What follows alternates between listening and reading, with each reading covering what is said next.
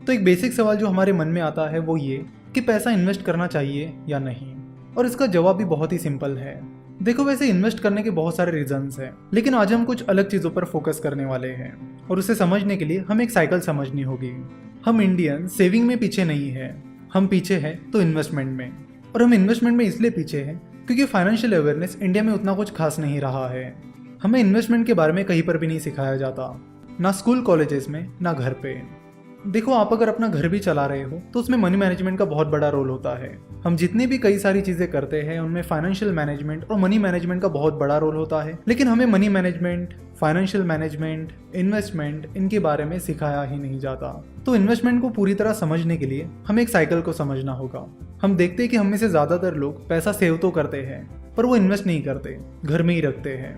पैसा घर में रखने की वजह से वो पैसा इकोनॉमी में फ्लो नहीं होता, जिससे ना आपका पैसा बढ़ता है, ना ही इकोनॉमी को आपके पैसे का कुछ फायदा होता है।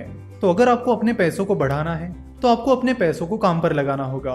तो जब आप स्टॉक मार्केट में डायरेक्टली या इनडायरेक्टली इन्वेस्ट करते हो या स्टार्टअप्स में इन्वेस्ट करते हो, तब आपका पैसा इकोनॉमी में फ्लो होने लगता है, और आपके पैसों से उन कंपनीज को अपना काम बढ़ाने के लिए, अपना बिजनेस एक्सपांड करने के लिए पैसा मिलता है, जिससे कंपनीज अपना काम बढ़ाने लगती है, ज़्यादा प्रोडक्शन करने लगती है, जिसका फायदा कंट्री को होता है, जिससे कंट्री का जीडीपी बढ़ने में मदद होती है।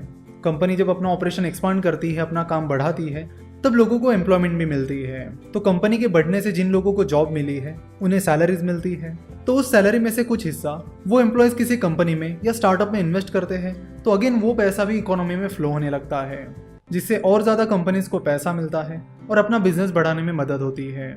तो ये एक साइकिल है जिसे समझना हमारे लिए बहुत ज़्यादा ज़रूरी है। तो इन्वेस्ट करने से ना सिर्फ आपको बल्कि कंट्री को भी फ़ायदा मिलता है, इकोनॉमी ग्रो होने में हेल्प होती है।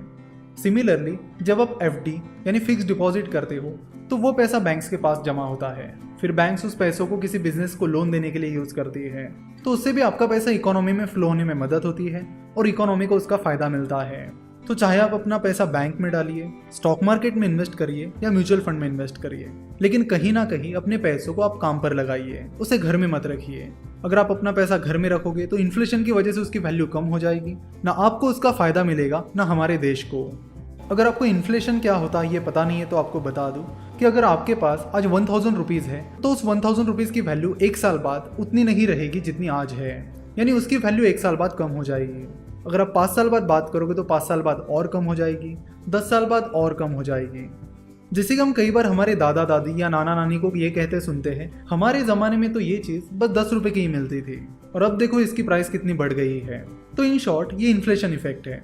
अगर आप अपने पैसों को इन्वेस्ट नहीं करोगे, काम पर नहीं लगाओगे और घर पर ही रखोगे तो उसकी वैल्यू कम होती चली जाएगी, जिसका ना आपको फ़ायदा होगा ना हमारे देश को।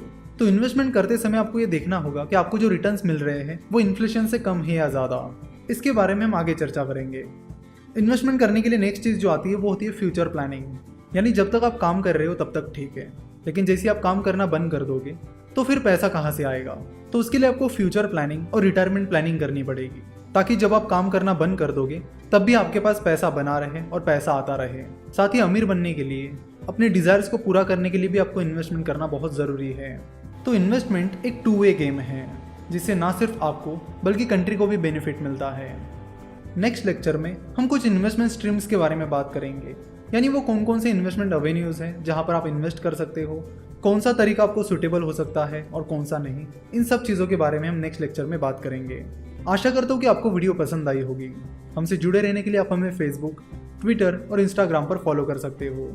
वीडियो देखने के लिए और हमारे साथ जुड़े रहने के लिए आपका बहुत बहुत धन्यवाद।